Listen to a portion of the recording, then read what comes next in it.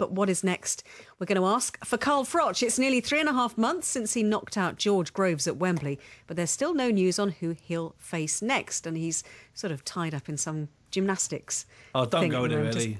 Don't go there. Please. No leotards on this show. Bunce, you look pained. Oh. But let's talk about what it's going to be like when he gets the shorts back on again. His promoter, Eddie Hearn, has told us what he's working on for the world super middleweight champion. Well, firstly, we need to get him off BBC's tumble, and then we'll be all right. I went to see him last week, and he's just starting now to talk about boxing again. I think he misses it. I think he misses the training. We've funked hard for the Chavez fight in Vegas. You know, Carl, at this stage of his career, has got things that he wants to do, and rightfully so, and boxing Vegas is one of them.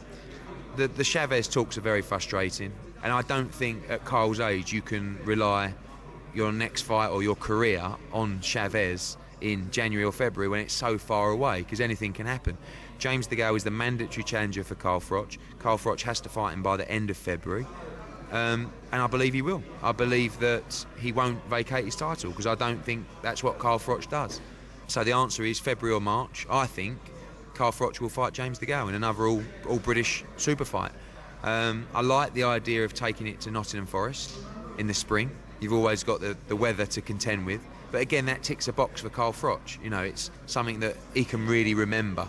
I think that's the one thing in Carl's mind at the moment is, does DeGale really deserve the shot?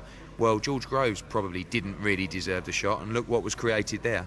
So people love to see big domestic fights, and DeGale is a quality fighter who definitely has the style to cause Froch some problems.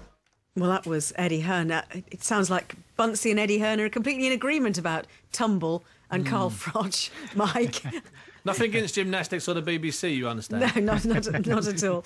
But what about James DeGale then? Do you think it's Carl Froch who just needs to be convinced on this? I do, yes. I think he wonders whether DeGale deserves not only the shot but the financial windfall that comes with it, because there are other fighters out there who might have held the title against whom DeGale wouldn't have made anything like the same kind of money. And so Froch clearly will want to have the biggest percentage, and as it's a mandatory challenger, then there'll be set percentages. Whether they can agree something behind the scenes, then we wait to see. But DeGale, as Eddie Hearn said there, is potentially a very dangerous opponent for Carl Froch, and especially dangerous for an undermotivated Carl Froch, as he was for the first fight against George Groves. But that alone tells me that in quick succession he won't make that same mistake. Well, I thought he'd said, Carl Froch, that the only fight he wanted to fight in Vegas, because he's never fought in Vegas before, and that's how he wanted to end his career. And that was a lovely way to go out to fight. The problem is with this guy Chavez is, I mean, on an even playing field, I think he beats Chavez every day of the week. However, it's never an even playing field with Chavez. He's a guy that's got a terrible history.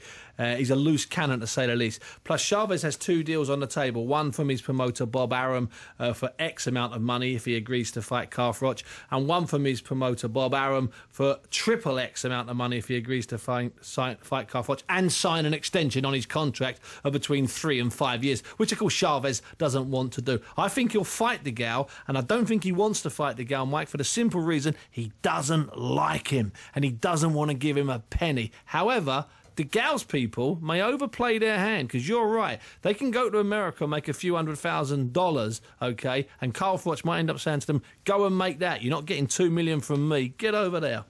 Yeah.